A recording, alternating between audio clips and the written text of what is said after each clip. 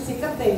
At nakakatuwa. Pero pinanindigan niya yung chinelas. Hanggang na, nakachinelas pa rin. At si Maricel, so yan, ang ganda-gandang bata. Kasama lang niya yung lola niya at yung nanay niya. At si Herbert, syempre si Herbert, kapitbahay ko kasi nakasaluan yung tatay. So yun yung mga artista namin noon. At nakakatuwa naman kasi sulikat na tuluyan. Katulad nung Metropop, ako rin nagtatak ng Metropop yung OPM, yung Original Filipino Music, kasama ng nakalipas na si Chodoro Valencia. Yung nanay ko kasi, ang gusto ng nanay ko, classical music, pati yung sister ko. Eh ako, ang gusto ko yung popular, yung simple lang. At doon kami nag-argumento kasi yung cultural center, parang culture is a capital C. Eh ako, gusto ko ng popular culture. Eh sabi nga nila, ay, bahala ka, purveyor of popular culture, pati mga basketball, yan, mga psycho, comics, yan, gusto ko yan. Tapos, sabi ni Chodoro Valencia, gumawa tayo ng contest. Eh ayaw suportahan ng nanay ko, nababado yan sa amin. Eh, syempre, yung nanay ko, symphony, opera, ballet. Eh, sabi ko, okay naman yun, pero nakakaantok, mas masaya to. So, ako yung tumulong. Nagsama-sama kami ni Cadoroy Valencia hanggang tumanda na nga at Luisa. At yun, naging Metropop contest yun. Okay. Yeah, tapos yung unang contest, hindi nga nanalo. Ang nanalo kay ganda ng ating musika kasi tama naman yung kay Ryan, talagang anthemic ang hinahanap para may anthem for Filipino music. Pero sa kabila nun, may ibang nagpasok, may nakilahok, yung Freddy Aguilar. Ayun, narinig ko, wala sa top 3, wala sa panalo. Wala talaga, ewan ko, number 5. Wala pa yata sa top 10 nasa number 5 yata. Basta hindi siya naman pag pinuntahan ko talaga yung judges, hindi talaga ako nakikialam sa judges. Sabi ko, nakinig ba kayo dito? Nagagandaan ako. Wala walang benta, masyadong folk, masyadong ethnic, parang folk na folk. Eh sabi ko, ano, sama sa folk? Ay, walang benta yan, hindi popular. Masyado siyang ethnic, parang gano'n. Parang native ang dating. Sabi ko, ganun ba? Okay. Pero nagagandaan ako eh. Para siguraduhin na tama ako, dinig ko, mga cassette pa nun eh, di ba? Mga cassette player pa nun.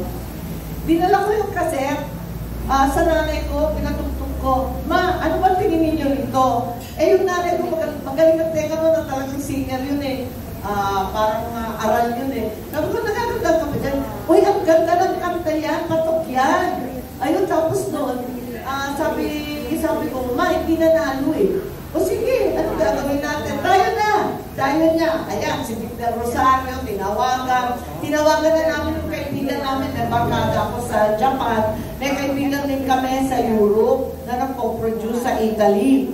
Tapos, ayun, sabi ko, patinig natin sa kanila, tignan natin yung malinis na kaset, yung pinadalang kaset, ang dami mong naririnig, maingay, tumitilao, basta maraming kumadaan. Ordinary na kaset lang yun eh. Pero ganda-ganda ako, at tama nga, ito yung kanta na nagbigay ng pangalan sa Pilipinas, at tinutugtog, naging top siya, Billboard top hit siya for the longest time, ano? Ang tagal sa Japan yata, may panahon na halos isang taon yun eh, sinutugtog. 4 na version. Ang tumutugtog, yung 4 na version, lahat nasa top 10 ng Japan. May version yata na hapon ang kumakanta, may version na isang banda, isang combo sila. Hindi lang isang kumakanta, may Tagalog edition, may Japanese edition. Nakakatuwa, 4 na version lang, top 10. Galing kami. Nataano pala yan? Pero ang ganda naman kasi 2022 magkaiba. Maraming salamat sa lahat ng tumutulong sa ating industriya. At isang tabi na yung politika, hindi naman sila politiko, bakit natin pipilitin? Mga artista naman yan at nagbibigay ng saya. Tsaka ang ganda na nakikita magkakasama yun. At dangal sa Pilipinas. Ayan. Thank you po, Sana. Gusto ko, talagang pumapato. May swerte ko dyan eh. Katulad din nung made in Malacanang, ang sabi ng lahat, ano ka ba? Political movie. Walang nanonood yan. Langaw yan. Sabi ko, bahala na eh. Ang daming nanonood sa amin sa kalokohan na Len-Len, yung Kape Chronicles. Yung panahon ng kampanya, noong 2022, anong gagawin natin? Umabot na ng 100 plus million views. Pwede ba? Gawa na lang tayo kailangan ng sine. O sige, kalokohan nga. Eh wala naman yun noon. Sabi ko, bahala na. Hindi huwag tayo pumastos ng malaki kasi walang manonood. Ayun, pumatok naman ang todo-todo at matapos yung pandemic, dahil popular yung sine, napilitan yung napakaraming teatro bumukas. Kaya natutuwa ako kasi parang nagbukas ulit yung tao, takot na takot manood ng sine noon, di ba? Kasi nakakulog, tapos mahal pa, hindi ka pa pwedeng lumabas. Napilitan kasi nakita nilang pila-pila, yung mga mall, nagbukasan na ngayon ng teatro. Natuwa naman ako, pumatok. Yun na naman, sabi din nila, walang manonood yan, politika. Naku, nakakasuya yan. Pero ayun, tinilakan at ako'y nagpapasalamat sa tangkilik talaga ng mga nanonood noon at ng martyr or murderer yung karugtong noon. 7 kasi ang kandidato para sa senador. Nabisi-bisiyan na kami. Tinatanong ninyo yung last time kung may karugtong kasi ang sabi namin third para bago yung kwento. Kaso nga lang, eto nga, nandito pa kami nangangampanya. Parehong sumpa ko sa iba't ibang barangay. Ang bira ko ito. Para ko napasok kanya.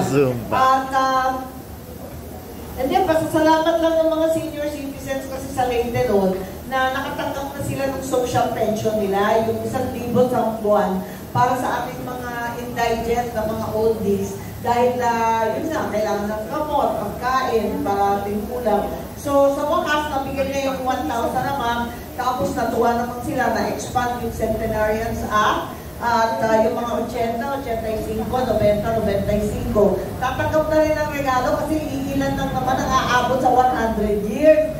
So ngayon, nag-umpisa sila at bilang pasasalamat, nag-perform, nagsumba na nagsumba. Nagulat naman ako, pati yung mga PWD, sabi na kaya rin nila magsumba. Sabi ko, ano ba yan, naka-wheelchair, nakaka-nervous kayo. Kasi, yun nga, medyo bigin. Yung lolos and lolas, kahit papano, natulungan natin. Yung PWD, yung mga solo parents, wala pa. So, yan ang dahilan kung bakit ako tatakbo ulit sa susunod na eleksyon. Napitin lahat ng programa natin pagkat na pag-demonyo tayo, yung pandemic na yan, panggulo, 2 kalahating taon, wala tayo halos nagawa. So, yun. At ang susunod, yung mga magsasaka rin kung anong gagawin. Namimigay ako ng titulo ngayon eh. Tumutulong ako sa pagpipili ng titulo. Nakakatuwa naman. Kasi batas ko yun, pinapaliwanag ko sa kanila. Ito yung titulo, pinaghirapan ninyo, wala na kayong kahit isang kusing na utang. So, sa wakas, may titulo na sila. Ang problema sa mahihirap natin magsasaka, alam naman natin, hindi pa tuyo yung pinta sa titulo, nakaprenda na.